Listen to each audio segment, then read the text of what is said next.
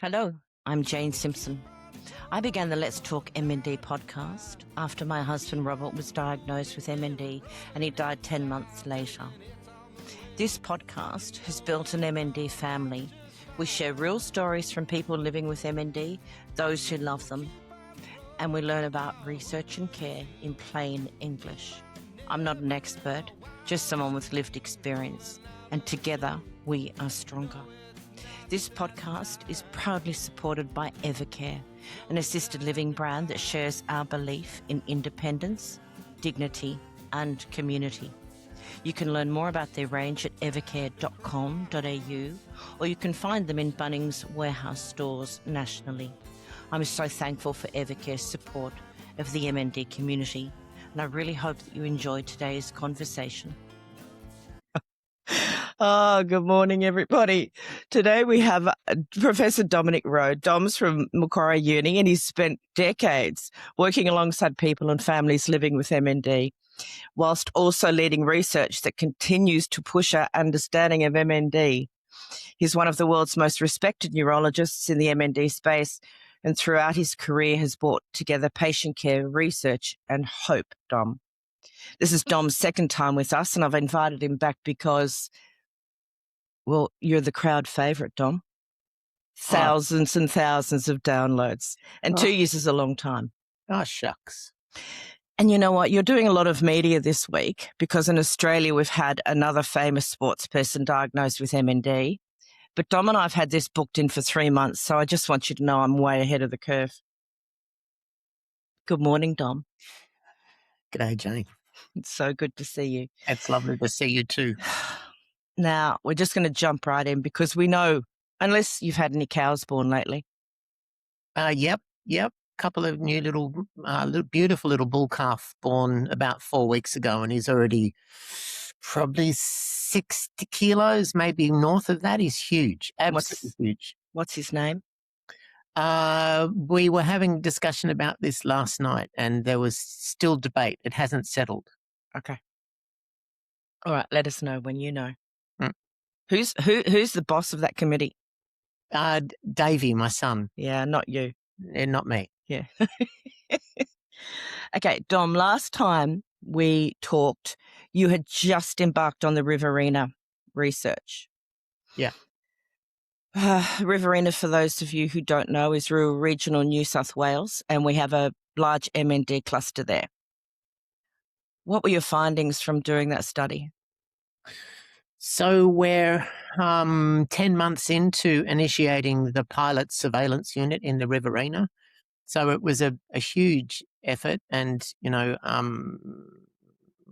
Carol and Hannah and the team in the surveillance unit have done an amazing job. So our highlights over the last year, and again, great thanks go to Helen Dalton, who applied pressure to the Minns government to release this money that we were awarded to hire staff and to do this work, because, ultimately the solutions to motor neuron disease are driven by money to do better research and to actually look after people and to drive therapies to change the disease. So what we published 2 months ago was the first ever in-depth look into mortality of motor neuron disease in Australia.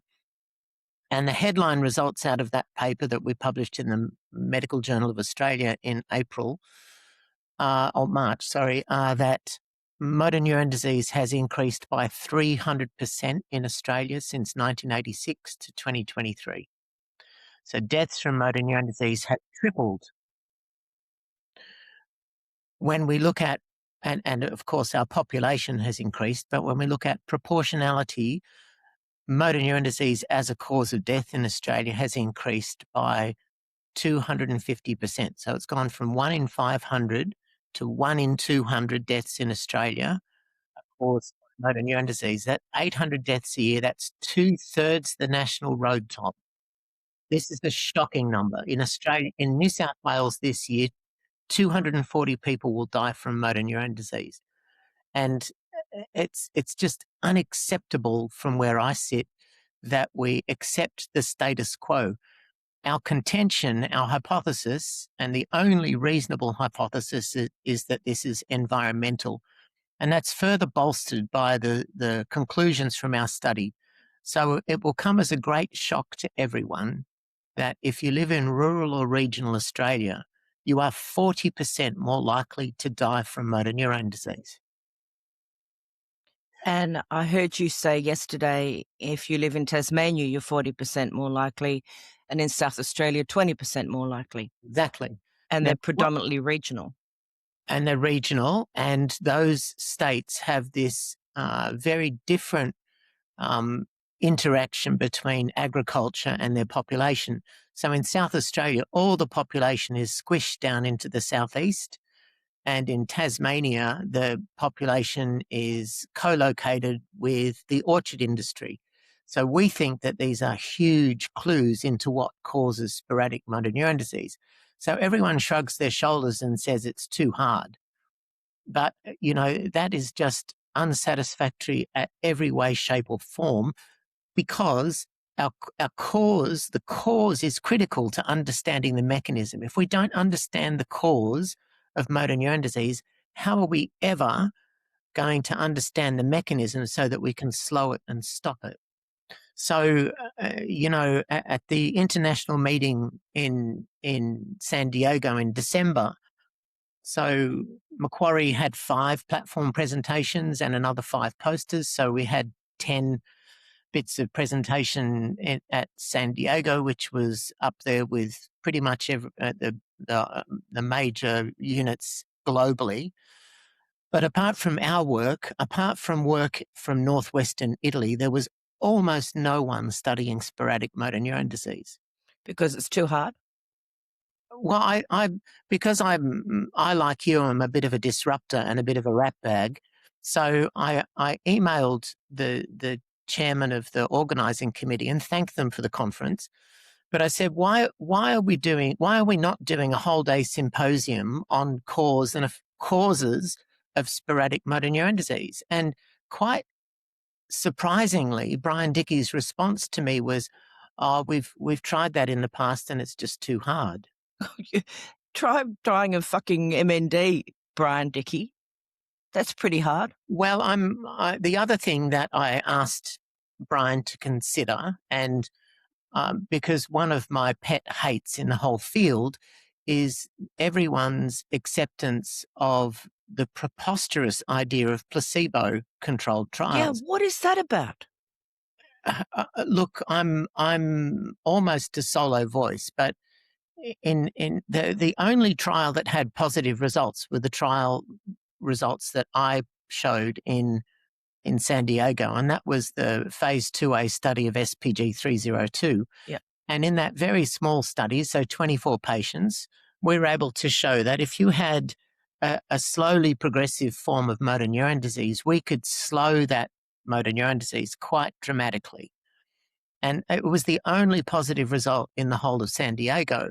Now, when we were designing the Spinogenics trial, one of the things that I said to Stella and Sharon, the 2 brains behind the whole Spinogenics program, is that we need to ditch placebo. Now, we didn't ditch placebo completely. What we did was we had a 4-week period of placebo and then 6-month open label. So we had 4 weeks of placebo and then everyone went on to open label. And we still have patients, a couple of years down the track who are on SPG 302 who are doing well.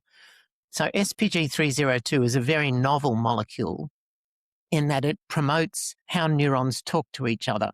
So it promotes synaptogenesis. So if you've got a terrible case of motor neuron disease with awful progression and destruction of neurons, encouraging neurons to talk to themselves when they're dead and dying is not going to work.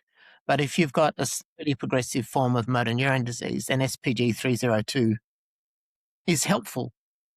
But what I did, and I'm a bit cross with myself because I did talk about in my presentation, I talked about the novel getting rid of placebo. Essentially, we got rid of placebo in this trial. And I only had 15 minutes, and what I wanted to do was to ask all the doctors to stand up, and then I was magically going to give them all motor neuron disease. And then I was going to ask them to stay standing if they themselves were willing to take a placebo, because I think it's absolutely disgraceful that we ask patients to do what we would not do ourselves. So, I didn't do that, and I'm a bit cranky with myself that I didn't do it. But anyhow, so I did write to Brian Dickey and said, can we have a public debate in Amsterdam, which is this December? It's not too far away, 6 months away. Can we have a public debate? And the topic of the debate, I said that the use of placebos in trials of patients with motor neuron disease is immoral and unethical. And I volunteered to be the first speaker on the affirmative. And I haven't heard anything back yet, but I'll ping him, see if that's going to happen. Give him a ping. So two things. From community, everyone in community who talks about trials talks about the immorality of placebos. Like if you're dying of something, you don't want to be taking a jelly bean. Just saying. Then the other thing is there some kind of protocol that says you have to use placebo in trials or not? No. Oncology has gotten rid of placebo years ago. And we didn't use placebos to work out the parachutes work. We didn't give some poor sucker a backpack full of bricks and kick him out of the plane. And we didn't need to use a placebo to work out that lime juice fixed scurvy in the Royal Navy. So, when we have a therapy that is truly mechanistic, and that's my point, if we don't understand cause and we don't understand mechanism, how the hell are we going to have specific mechanistic therapies that actually stop this disease? Is it a cost factor? No, it's not a cost factor. Well, then what's the factor? No one's studying sporadic motor neuron disease because research rewards research. Yeah. So the low-hanging fruit is the genetic modeling. And so 10% of motor neuron disease, of course, is genetic. Yep. And over the last 30 years, we've made great inroads into understanding genetics and the mechanism of genetic abnormalities into causing neuronal damage. But it's highly unlikely that those mechanisms in genetic motor neuron disease are even relevant to sporadic motor neuron disease. Even though they look the same clinically, it's completely, different mechanisms in my contention. And there's no reason to suspect that monogenic mechanisms of disease are relevant in sporadic disease. And increasingly our data screams at you that this is environmental. So our current manuscript that we're working on, and this isn't published data, but I'll share it with you, but we know that there are some regions of Sydney where sporadic motor neuron disease is 10 times more common than other areas of Sydney. Castle Hill? Turramurra, Wahroonga? Yeah. Just taking a punt because I know people personally. Yeah, go on. So, and again, that heterogeneity, that variance within Sydney, and there are many issues with the study. So it's my last 1,000 patients with sporadic motor neuron disease, where they lived when they were diagnosed with motor neuron disease. And there are many assumptions there. That's assuming that the environmental triggers are in the home, and they might not be. They might be in the golf course down the road. Recreational or recreational. I strongly suspect that they are recreational. We've had 5 members of one golf course in Sydney with motor neuron disease over the last 20 years. Now that mathematically could be really bad luck. It could be bad luck. But, again, over my 30-year career, I've had 10 husband-wife pairs with motor neuron disease. And so that is, we know it isn't transmissible. We know it's not infectious. But the only other explanation for conjugal ALS is that it's environmental and related to the location where the couple lived. So, and of course, there are individual susceptibility factors, and there are multiple objections to the hypothesis. But my point is okay. Well, we have to start somewhere, Yeah. and all science is observational, and all science starts with one observation point, and that's what we're trying to do. Now that goes hand in hand with our introduction into the lower house in the next month or two in the New South Wales Parliament to make motor neuron disease a notifiable disease. So people are gobsmacked that a disease that kills 800 Australians is not notifiable. I just want to read you something that someone put up on one of my posts last night. And this chap said, I honestly thought when I was diagnosed that I would have to fill out some kind of questionnaire about my history, but no, I've been required to provide more information to get my gym membership. Yeah. Well, we're trying to put some data around that. So we've reinvigorated Roger Pamphlet's fantastic environmental questionnaire called ALS Quest. And we're in the Riverina, we're applying that systematically to the patients who come up who are diagnosed with motor neuron disease.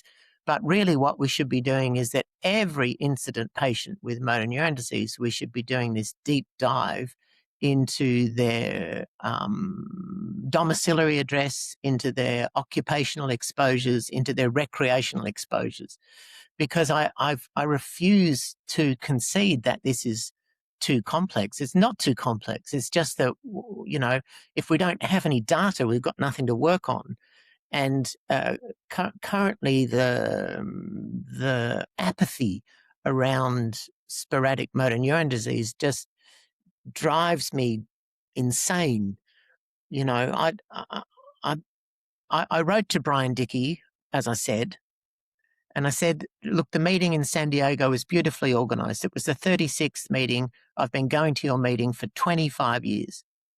I said, my fear is that at the 50th meeting in 14 years' time, when I'll be a very old man. You will. You're going to be not that old, but pretty old. That the field will still be no closer. And to me, that is, there's a whole heap of emotions that go with that. But, you know, I see 100 new people a year. So if we just do the simple mathematics, that means that there'll be another 1,500 families have their lives ripped apart by this god-awful disease. And you've heard me say before that I long for our melanoma moment. Yep. So in 2010, if you had melanoma, your 5-year survival was 1%. It's now 50% 5-year survival. So there's been a 50-fold increase in survival in melanoma. Why is that? Because we understand the mechanisms that are involved in oncogenesis in melanocytes. And these observations came from the clinic. They didn't come from top-down R&D pharma. It came from the clinic. And that's what we need to do, is apply our tools based in the clinic to use that as our starting point to understand the heterogeneity of the disease, the cause of the disease, and develop tools that enable us real time to assess impact of the therapies to slow and stop the disease. You know, everyone's sort of saying that death is a acceptable endpoint of a therapeutic trial. So get rid of placebos and get rid of death as an endpoint. You know, death as an endpoint doesn't help the person who's dead. No. Or their family. Or their family. So I have to say, my frustration with the field, I consider a catalyst and a motivator for us to do better. So we're very fortunate at Macquarie. We've got an amazing environment and climate that enable us to do both clinical care and groundbreaking research. So You know, 2 months ago, our first patient came in on the CTX 1000 trial, which is a genomic therapy to disrupt TDP43 misaggregation in the cytosol. And so that's about a 10-year journey to get to the first patient in. Now, it's the amazing courage of the first patient to stick her hand up to be the first patient in a completely unknown phase 1A trial is extraordinary. But, you know, I have dozens of patients kicking me in the nuts because they want to be part of this trial. And when can they be? Well, we're sifting through the patients. It's very rigorous inclusion exclusion criteria, and we're principally sourcing patients out of the clinic. You know, we're currently 250 patients in the MND clinic, and we're seeing 2 to 3 new people a week. So again, that's one of the big issues here is bandwidth and being able to look after people in a timely fashion. So it is frustrating, and our ultimate goal, especially with the surveillance unit, is to replicate surveillance, but also show the economic advantage of having expert local care. You know, it's silly patients driving 8 to 10 hours to Sydney to get expert care when we should be replicating services in Wagga, in Tamworth, in Orange, in Coffs Harbour. You know, we've and in John Hunter, they've got 60 MND patients in John Hunter in the region at the moment. That's, you know, we've got to drill down into what's going on. I've personally looked after 3 patients who lived next door to each other, a husband and wife, and the next door neighbour, all developed sporadic motor neurone disease. And they lived 5 minutes from where we lived. Yeah. Cluster much? Well, look, I think there's ways to deal with clustering, and there's this thing called a time cluster analysis, and we need to get better in how we handle this epidemiologically. But I think the first step is actually counting who has motor neurone disease. Okay, so that was the next topic of my conversation is exclude monkeypox, but tell me why it is so important that we know how many people in this country at any time have MND. Well, there are multiple undeniable reasons. So first of all, let's start with economic. So in 2024, the cost of motor neurone disease to the Australian economy was estimated to be $5 billion. So that is a huge amount of money. So that's because it's younger age at onset, impact on earnings, impact on spouse, impact on family, let alone cost of care. So, and projected future earnings. So there's this concept that actuaries use called potential years of life lost. And in 2023 alone, because your average age at death is less than 75, we had more than 5,000 years of life lost due to motor neurone disease. So the economic argument alone is compelling. But also, you know, the average duration to diagnosis is 12 months. 40% of patients have a completely unnecessary surgery in the lead up to their diagnosis of motor neurone disease. And as you unfortunately know, the twists and turns to diagnosis were many, many fold leading up to Robert's diagnosis. So, and that's echoed in pretty much every patient. There's often false starts because people don't think of it because they don't think of it as common. So it drives me ballistic that we continue to use incidence and prevalence to classify whether motor neurone disease is rare or not. So the concept of a rare disease is a prevalence of less than 1 in 2,000. But because you die with motor neurone disease so quickly, you don't hang around long enough to be counted. So we've been doing, as I said, a very deep dive into my last 20 years of data. And even with expert care, our survival curves are much worse than what is published. What do you think the survival curve is? In bulbar motor neurone disease, the median survival in our clinic is 11 months. Yep. With limb onset, whether it's upper or lower motor neurone disease, the median survival is 22 months. Yeah. 27 months to me just seems a bit long. Yeah. Well, our data, our real data, is 22 months. So this is real data. This is 98% follow-up with 100% case ascertainment.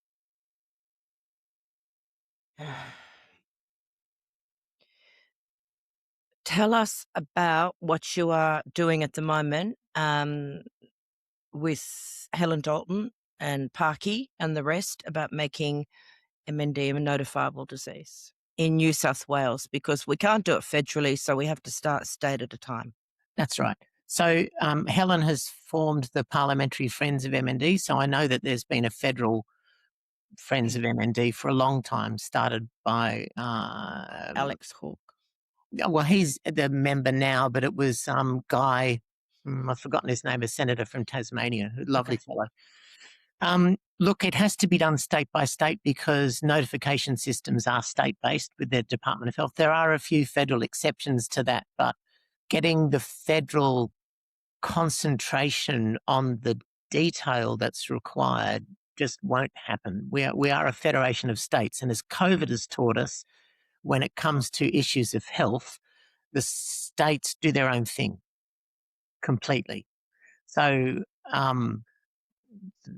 what we're trying to do, so firstly was form the Friends of MND, and that was announced at the end of last year. And I had a bit of a moment because it's been 10 years. It's been a 10-year project to get where we were at the end of last year. And Helen has been fantastic, as have members from both sides of the House. So we've been working with our patients to sit in your state local member's office to say this is an important problem.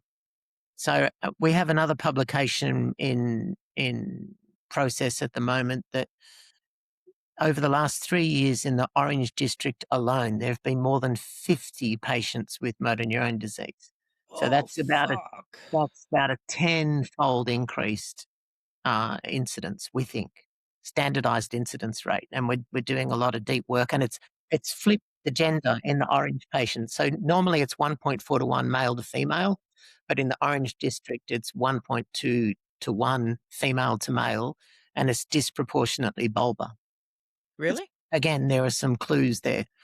So we're meeting this. So we've been working on this bill for the last 6 months, and what we're trying to do is to make motor neurone disease a disease of notification.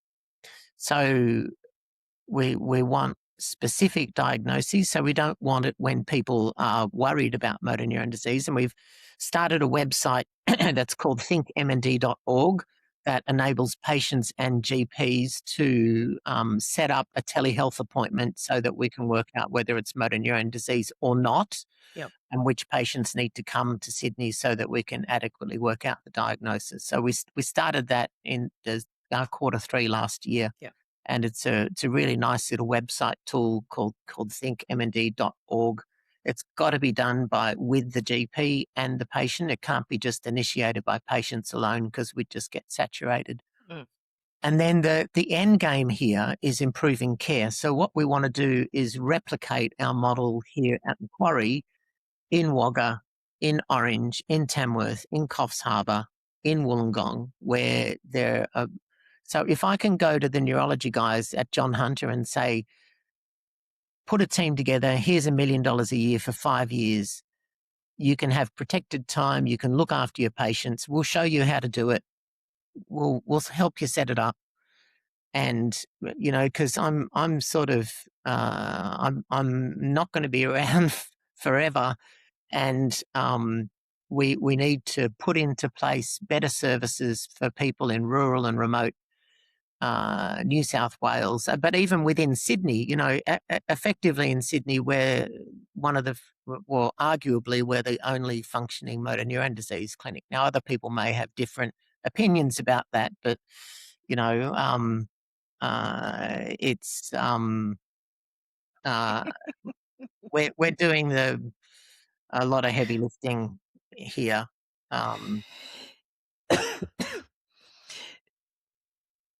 If it's made a notifiable disease, does that mean that you'll get funding? We don't get any state or federal funding. I'm aware of that. Yeah. Okay, you finish that story. $12 million a year to run your research and clinic. Where does that money come from, Dom? I'm shameless. You are. You're a bit of a tart. So that's all private. That's all donations. It's all private funding. Mostly. Well, look, we've been very successful with NHMRC, Medical Research Future Fund, American Department of Defense grants. We fight MND research grants have been tremendous to us here at Macquarie. So we pull a lot of competitive national and international grant money into our research. But our clinic is run on donors. Dom, what's your salary from the clinic? Zero. I do it There pro you go. bono. I know that. And I think that that's something that more people need to know. Every clinic day you're in there is not you don't earn a cent. No. Well, I consider myself very fortunate to be where I am, and to be doing what I do. So I could quite easily price myself way out of the market and look after a tiny amount of people with motor neuron disease and do that as a bespoke thing. But that's not, I don't think that's actually advancing the field. And the other thing that we do, it's often leveled us here at Macquarie that we're just a private hospital. Well, when patients come into hospital under my care, if they have health insurance, there's no out of pocket costs. So there's no gaps. And then when patients don't have health insurance, we have a special fund that enables us to fund their care in the hospital. So, at the end of next week, we've got a fellow who's worked all of his life. He's now in his late 70s with bulbar onset motor neuron disease, and he needs a peg. So he'll come in. Our average length of stay so we don't do pegs as outpatients, and other units do things differently.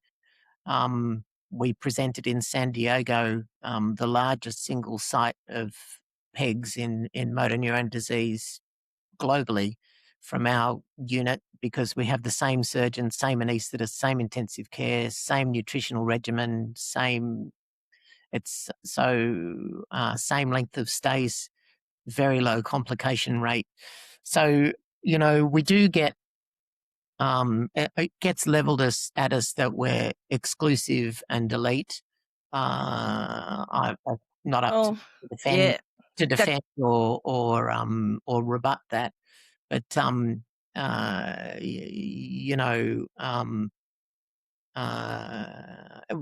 look, I see people who have to come from New Zealand because they can't see a neurologist inside a year with a diagnosis of motor neuron disease.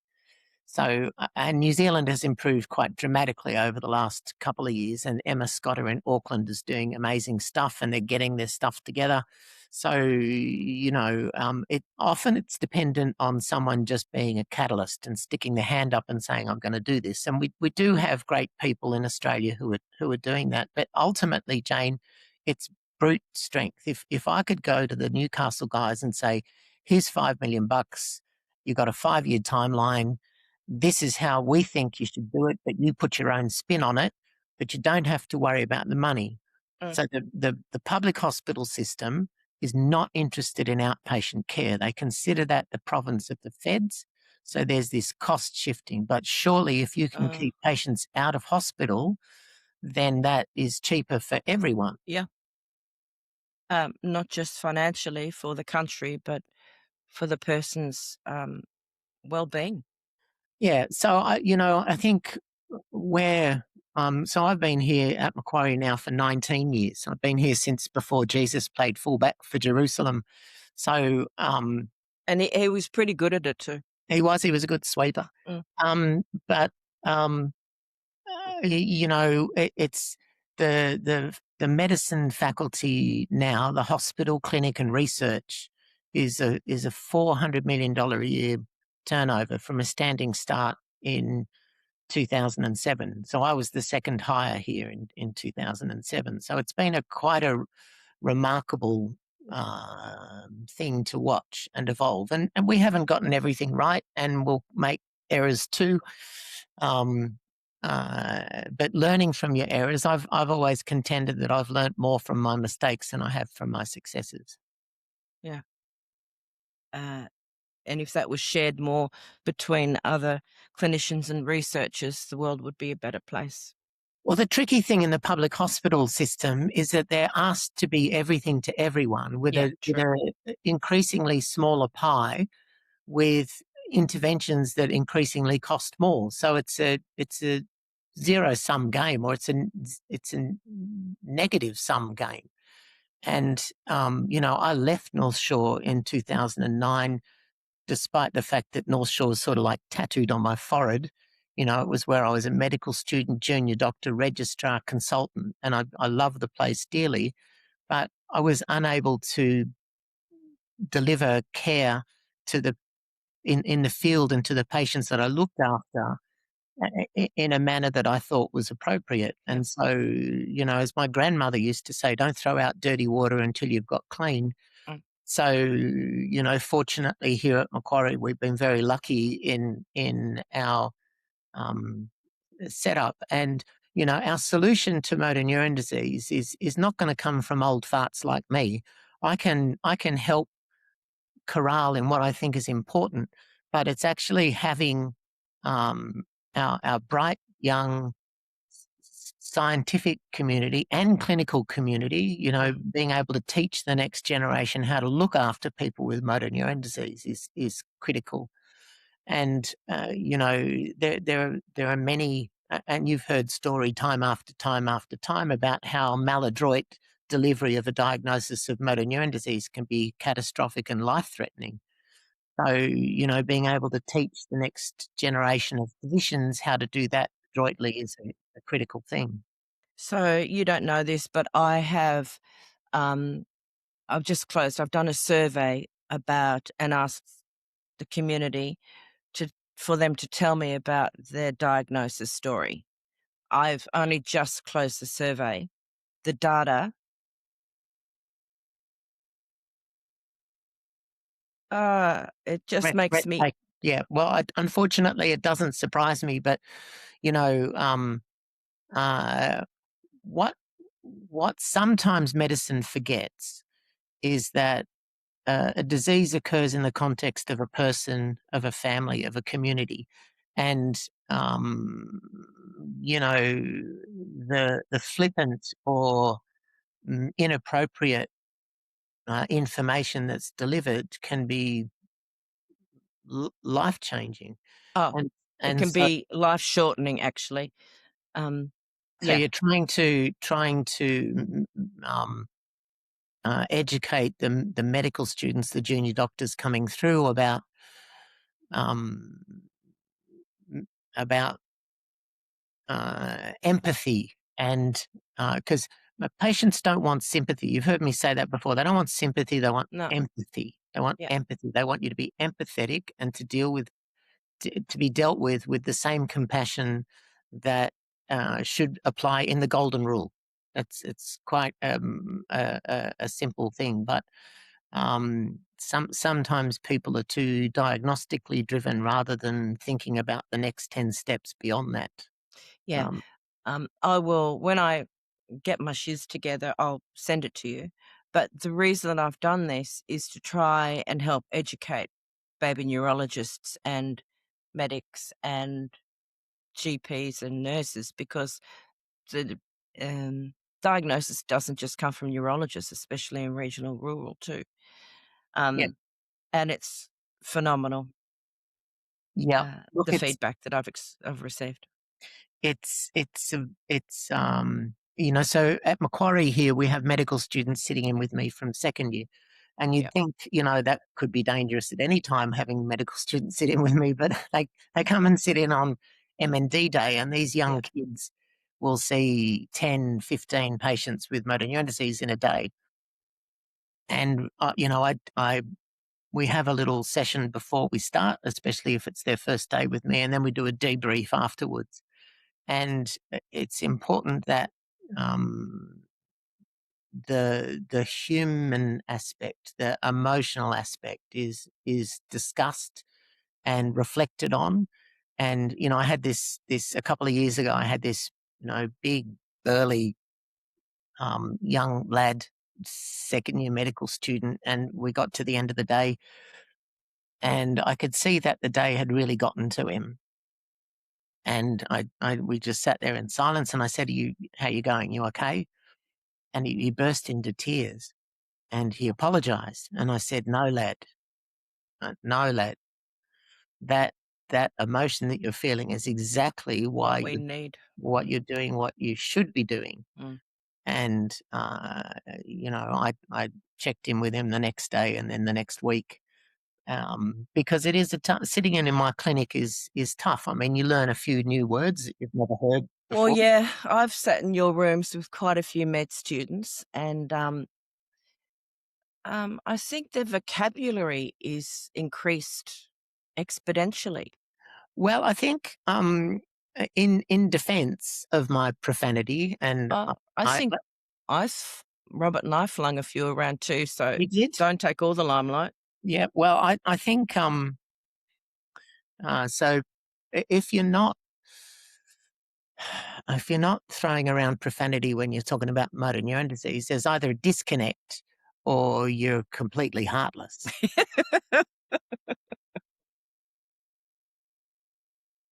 So I think I mean I'm careful. And the other interesting thing now, it's a little bit like a Hitchcock thing. People expect it, and so when you don't, They think, Dom's having a bad day. He's not swearing at me. Or he's taken a I had one of my colleagues. One of my colleagues, we were in an academic meeting a couple of years ago, and I was very tame and quiet, and he texted me through the meeting. He said, "Mate," he said, "are you on downers or something?" It's like me texting you yesterday after I heard you on the radio. You didn't swear, mate. What's wrong with you? Yeah. Well, there's a time and a place. I think you were totally appropriate yesterday. Swearing would not have been on the ball. Yeah, when you're doing face-to-face stuff and in the setting, then it just has a natural feel to it. I think people already expect my language to be quite robust. Fruity. In fact, I did a fundraiser up in Bathurst in November, and I did say that Sal had suggested that Centrebet should run a tote on how many F-bombs I can drop in a speech. And I said that at the beginning. Anyhow, there was a table of jokesters down in front of me, and they counted it. They counted every F-bomb in my talk, and they got to every time I dropped one, inadvertently. Did they skull? No, they cheered. I should have actually got them to skull. It was very fun. I promised our friend Gav, that we would talk about Fari's climb for MND this year. Yeah. So quickly tell everybody, we talk about it every year, but you quickly tell everybody what it is. So end of August, the fire and rescue. So Gavin Clifton organised, and this goes back more than 10 years to the Fari's climb of the Sydney Tower that was started in honour of Adam Regal and everyone with motor neuron disease. So fire and rescue have continued, and it was resuscitated by Gavin Clifton, and rather than doing the Fari's climb, it's done up at the Furber Steps at Katoomba. It's the last weekend of August. It's an amazing event. Last year, they actually auctioned off me running up and down the Furber stairs, so I did that. It was auctioned off the year before, but they did it at $1,000 a lap. Now, the Furber stairs are 951 stairs down, 951 stairs back. They're fairly vertical too. A 200-metre vertical climb. So, and at the gala dinner, they auctioned me off and they got to 22 laps. Yeah, I was there. And I Now, was sitting near your wife, and the two of us were really worried about you dying, actually. yeah, well, so what I did, in the words of Blackadder, I developed a cunning plan. So what I did is that I printed up doppelganger T-shirts. So it was blue Gothic writing on black T-shirts and a bald cap. So you got a doppelganger T-shirt and a bald cap if you ran laps for me. So instead of having to, I did 10 laps, which I thought for a fat old bald bloke I is too think bad. it's very good. Yeah. But I think we got to 36 laps done by doppelgangers. Jesus. So yeah, including Jock, who's now 83. He got a doppelganger T-shirt and a bald cap. He didn't need a bald cap, but I gave him one anyway. Oh, Jock was there the year before, wasn't he? He's Yeah. amazing. Yeah. Yeah. So this year Gav's got approval for 500 Yeah. people. It's a fantastic event. So it starts on the Friday and goes through to Saturday midday. So Friday lunchtime, then through to Saturday, it's a 24-hour endurance. I don't do the endurance thing. I need as much as you can see. I need You need your every beauty single sleep, babe. yeah. So I stopped last year. I stopped it. So I did 5 laps in the evening on afternoon on Friday, and then I did 5 laps Saturday morning, which wasn't too bad for an old bald fat bloke. But it was a lot of fun, and it's an amazing community event. So from little kids running laps to Jock at 83, 84 running laps, and then the fireys do Saturday morning in full kit. So they do it in full gear. So And respirators, 20 kilos, full gear, which is quite amazing. it's a sight to see. And last year they raised Uh, 240?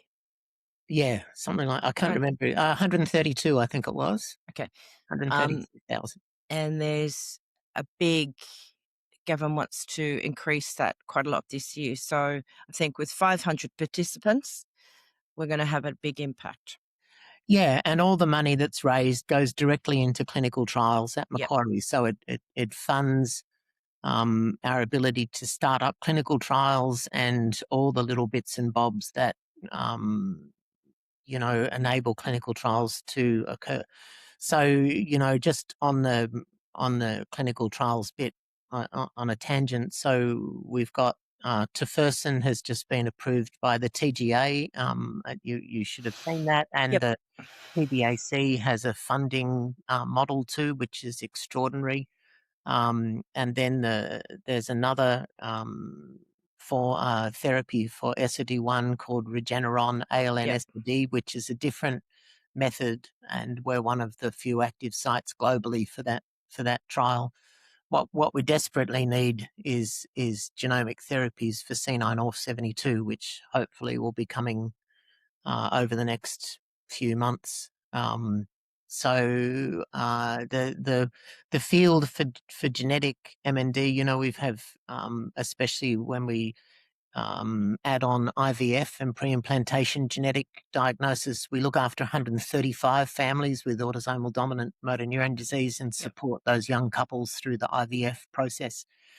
So it's Expensive. it is expensive, but again, compared to the cost of motor neuron disease and the devastation of motor neuron disease, it's a drop in the ocean. And we hopefully can bring other more specific therapies into the trial arena for sporadic motor neuron disease to really change the whole face of the disease. It's about not the frustrating thing that I find, Jane, is the sort of almost accepted apathy in the field, which to me is an anathema. We should not be apathetic about what we don't know. That should be a rallying cry to jump on the ramparts to do more. Okay, you just lit another fire in my belly, so I'm going to be a disruptor around that, be an absolute fucking pain in everybody's ass. Good. I can't continue to have people around me die all the time, Dom. Yep. Well, look, I think there's a very famous Viennese artist called Hundertwasser, who was extraordinary, and he talks about life as a spiral, and it's a beautiful metaphor. And the spiral is not geometric; it changes. It's hand drawn. It's organic. It changes its radius and sometimes intersects, sometimes collides, but it is a spiral. And if we can make our patients with motor neuron disease spiral 2, 3, 4, 5 times longer than it currently is, then that will be a good thing. It'd be a very good thing. Now, you're about to go into an appointment with some people that I love, so I'll let you go. But firstly, what do you want from us? Go and sit with your local member of parliament. Yep. And ask them to, if they're in New South Wales, to join the parliamentary Friends, so that when the bill gets presented in the lower house, if we have friends on both sides of the bench, Yep. and friends in the upper house as well as the lower house, then it stands. I don't have high hopes that it'll get through at its first read, mainly because if you don't want to find a fever, don't take a temperature. You don't exactly. So Yep. and so I consider that my role is to bang the cymbals in the ears of the people who don't want to pay attention. Do you think that the reason that it may be rejected is financial? Absolutely. Thank you. So that's why we need to make it an economic imperative that it's in the funder's interest to do it. Yeah. The cost benefit. I say this every bloody time I talk. Cost benefit analysis of what we could be doing as opposed to what we are doing, and pissing money up against the wall all the time. Yeah, well, edaravone a good point in that case. So if I can just jump on that You soapbox may. finish. So, the TGA and PBAC approved edaravone. Edaravone doesn't work. It doesn't work. It's never been shown to work. That it's been shown in one small phase 2A study that was flawed to have maybe a benefit. But Of the maybe 3 months. But what's the point? inclusion-exclusion criteria meant that the cohort that they studied was only 8% of MND patients. So, edaravone to me is symptomatic of the people, and it was sort of announced with a big flurry Fanfare. that this was a good thing. It's not. Think of the therapy debt. So, apart from the cost of edaravone, if you're having it at home and you've got private health insurance, the cost of having the edaravone at home is $600 a day, as well as the cost of the treatment, as well as the time that you've got your ass stuck to the chair having a treatment that doesn't work. Yep. Now, if the therapy worked, then that equation shifts, but it doesn't work. And also, the protocol of it is hideous. Yeah. Yep. So, I think I don't know what's going to happen with the TGA and PBAC reconsidering edaravone, but once these things get passed, it's very hard to unwind. Of the 250 people that I look after with motor neuron disease, to my knowledge, I think I only have a couple of patients who are on it, and that's not driven by me. Yeah, you don't want to go and sit in some public hospital with a cannula down your spine. Yeah, well, I think the therapy is safe enough, but It's safe, but it's arduous. my point is that it doesn't work. Mm. So no matter, people are quite. I mean, Lyndall has had 77 shots of tofersen, so intrathecal tofersen. So, and she fronts up every 3 weeks for her tofersen. and she is doing fine. She's hasn't stopped the disease, and she's gotten worse over 5 years, but she's we're in our data on Lyndall, we can show that this therapy has dramatically slowed SOD1 I114T motor neurone disease. Yeah. People just want more time. Yeah, they do. It's a beautiful way to end as well. Thank you. Thank you. No, thank you. Love you. Love you too. Okay. Bye, See you. darling. Bye. Bye. If you'd like to get in touch, you can message me on the Let's Talk MND Facebook or Instagram pages, or Let's Talk MND5@gmail.com. The information on this podcast is not medical advice. And the music you hear is by a much-loved member of our family, John Hanley. Once again, thanks to Evercare for sponsoring this podcast and supporting Let's Talk MND.